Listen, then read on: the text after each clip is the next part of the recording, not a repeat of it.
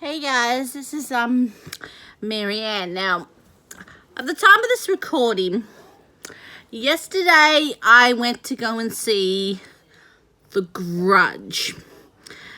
Now, I thoroughly enjoyed this movie. This is very much in the style of horror that I like, which is more psychological and not so much blood, guts, and it's blood, gutty, that sort of angle, like Friday the 13th or Saw. This is more along the lines of, I would say, more triangle, because this is very much at the heart a murder mystery with a Ju-on. Now, a Ju-on is a curse.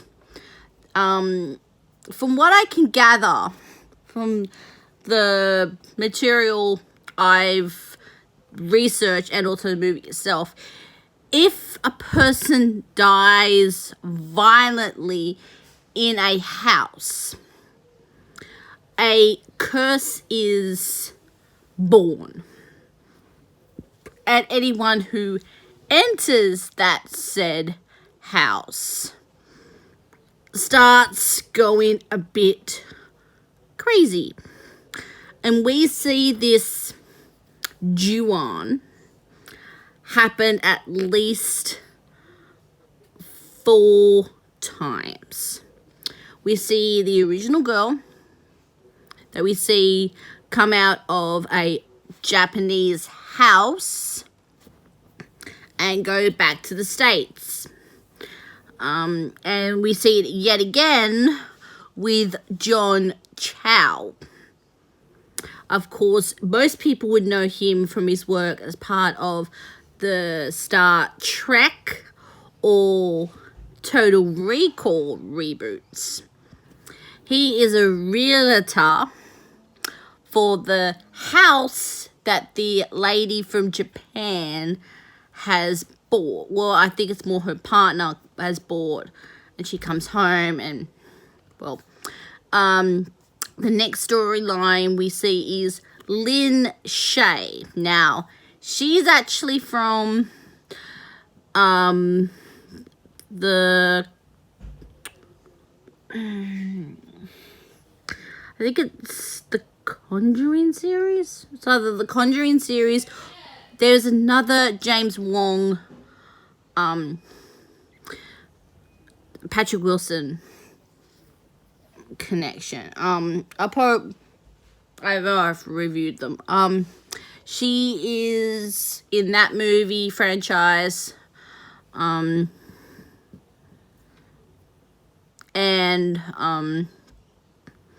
You also see the brilliant Jackie Weaver. Now, to an Australian like myself, that name is synonymous with great classic Australian cinema, including, first and foremost, the original Picnic at Hanging Rock, the showcase / Foxtel TV series Secret City, and the Australian movie Last Cab to Darwin, which I've already reviewed on this channel. And then we jump ahead to another storyline of a copper who tries to work this stuff out. And they do jump back and forward, which it can be a little annoying, but it's done with a lot of taste, sort of thing. You can walk, I would say, if you haven't seen Grudge 1, the English Grudge 1, I think this may not make a lick of sense. I think you would have to have at least seen the first Sarah Michelle Gellar Grudge to get this. So a lot of this is very more psychological, which I do prefer. The imagery was brilliant. The camera work was also absolutely brilliant. I didn't know where a lot of the jump scares came from. A lot of the time I was screaming, John, John, no, no! Or Lynn, Lynn, no, no, what the heck? Those type of movies that make me say that, I really prefer and really love to go and see.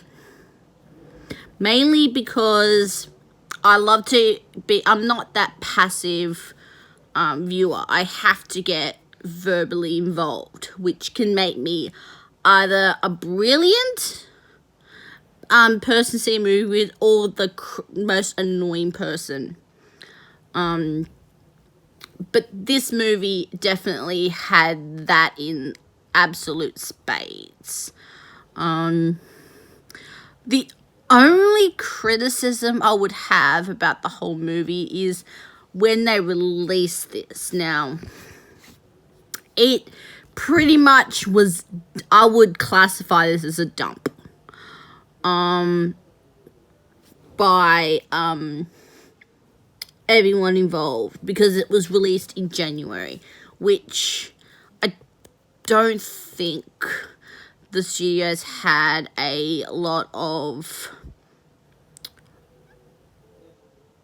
how to put this very delicately, a lot of faith in this movie.